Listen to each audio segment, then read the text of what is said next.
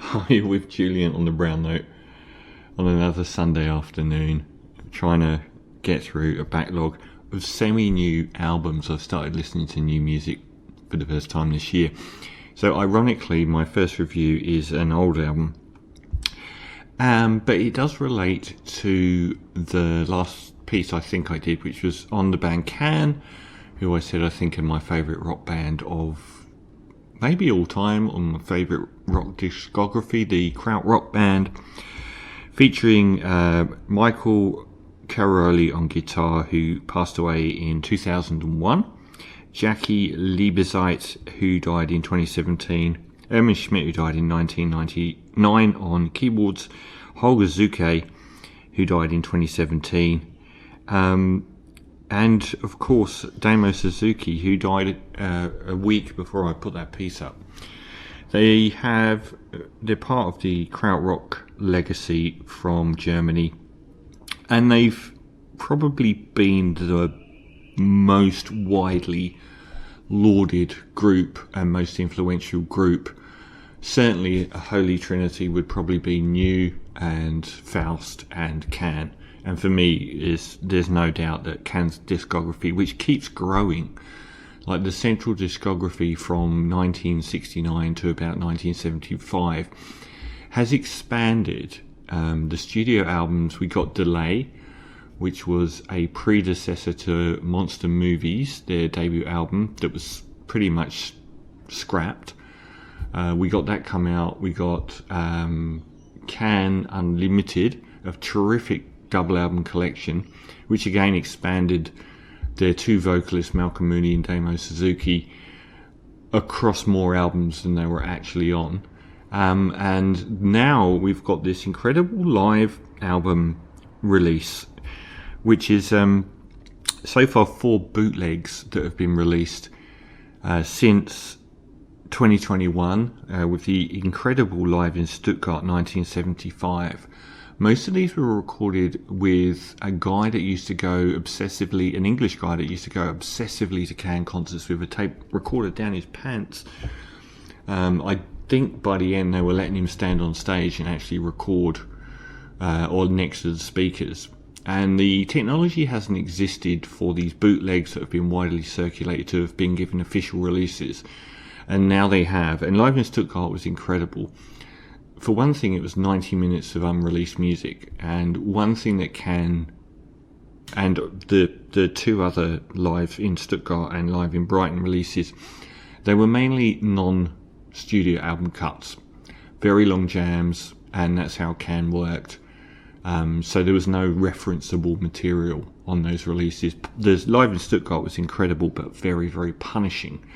It wouldn't be the first album I would go to if you were a newbie to Can. So then we get Live in Paris 1973, which has come out and is already my favourite album of the year. And it has 2 important caveats. One, out of the 5 tracks, 3 of them are in fact versions of 3 of Can's most prominent songs. So for the first time we really have studio cuts from Eggy Bamiasi, One More Night, Spoon and Vitamin C, live versions. And secondly, for the first time, we have Damo Sazuki on vocals. The other albums were entirely instrumental, by Stuttgart in 75 and Live in Brighton in 75 and Live in Cuxhaven in 76. Damo Sazuki was long gone. This one is 73, just after they released Eggy Bamiasi. It is one of the most thrilling live documents I've ever heard, particularly with the build-up. It's like the Velvet Underground, and the first time I heard their 1968 live album, one of the best there's ever been, because I hadn't really heard, there wasn't much in the way of documents of the band. You know, studio albums, yes, but Live in Paris is incredible. The opening track itself, well, it's Can, isn't it? The opening track itself, and they're all called part, like Eins, Zwei, Drei, like they're all numbered tracks. Here we go. And it's another 90-minute release. Paris 73 Irons, which I think is part 1, part 2, is 36 minutes and 27 seconds long. It is one of the great openings of any live album, and it isn't a recorded piece. I think there's some segments towards the end where recognisable musical elements from some of their more famous tracks appear, but for the most part it's this incredible journey, spidery drums kick it off that reminded me with the guitar a little bit of like late 80s Jane's Addiction style sort of alt rock, and it sounds really contemporary.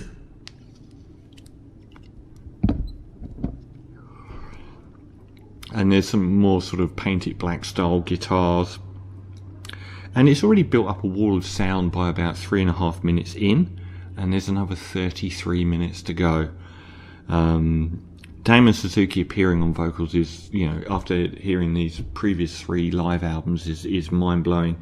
Sounds a little bit like the Oh Yeah backwards sort of vocals. And then it just sort of breaks down into this incredibly funky psych rock. Throughout the album, the Holger Suke and Jackie Liebezit breaks that they form these drum and bass breakbeats are just a high point throughout, and they just do the most amazing ones. And the wailing on the guitars. At times, Damo Sazuki almost appears like a Mick Jagger-esque rock vocalist, which he didn't often on record. It's an astonishing thing. I mean, it's a mini album and it's the first track. It's just phenomenal. And it's great that after 36 minutes of this, when it stops dead, that the crowd are rapturously cheering. Like, they go through their first wave of cheers and then keep going. And it's great to know that there was, back in 73, such a compelled audience watching this amazing band.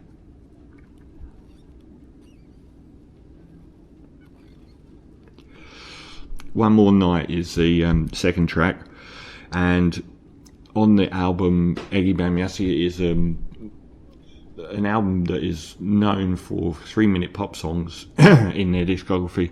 It's the groove that lasts for about 5 minutes. It really benefits here from being able to breathe and spread out, as do all of the 3 main Eggy Bamiasi tracks here. The fidelity is superb. You wouldn't really... I think if you didn't know you were listening to the live version and someone put it on, you would assume that you were listening to the studio version. Another superb drum and bass break on there. And the synthesizer work on this album, I found the keyboard player to be a bit more prominent on this live recording than on the studio albums. And he's almost got that prodding spoon sort of synth pads going on. The third track is Spoon, which is was their biggest hit at the time, due to it appearing on a German TV show. It's the lowest fidelity out of all the tracks, and the fidelity is pretty much uniformly excellent, so you can tell that this one sort of goes in and out. It does get better as it goes along, but it also makes it sound more live as well. And it's kind of surreal just hearing them play Spoon for 16 minutes. That's the other appeal of this album, is that the Eggy Bamiasi tracks like Spoon, One More Night, and sorry, not One More Night, but Vitamin C, and some of the other tracks, the green one, are very clipped around the 3-minute mark. They're some of their most concise. So hearing those tracks, which I've heard for many years, expanded is phenomenal. It's a great, hearing Damo as a rock god, Damo Sazuki, a rock god singer, is fantastic. It gets really sort of nervy and psychotic as it sort of ups the momentum as it goes along, and plateaus to quite some stunning finish. The track 4, is that Vier or Dry? I'm not 100% sure. Vier is the track 4 on the album. Another 15 minutes is the most relentless, and it's also not a recorded studio piece. It's a wild, wigged out ride, and it's probably the most punishing and the most probably reminiscent of the Stuttgart live album. And then we finish with a near 14-minute version of Vitamin C, their most famous song, or at least their most famous short song, which you need. It's just phenomenal. It's like the low-key opening. Like you really don't. It's only recently that I've come to understand how great melodically the band were. It's not just about rhythms and grooves. Like the refrains and the vocal melodies are so strong on tracks like Vitamin C and on Spoon. Like, it really, really are. And it really benefits from this very low-key sort of weaving intro into Vitamin C, because it's such a famous track, and that as soon as it starts, that dum dum dum dum dum, and that break, hearing it sort of gradually wind through to that moment is really exciting. And then it just goes into this massively driving, pulverizing finale. It's an incredible version, and I would say vastly more. I would keep this one over the studio version. I wouldn't say vastly more, it's a perfect record, but I would probably keep this one over the studio version. And then it just cuts when it's rolling at full thunder down the road. It just cuts off, leaving you in the void. It's 90 minutes long, but it really doesn't feel like it to me.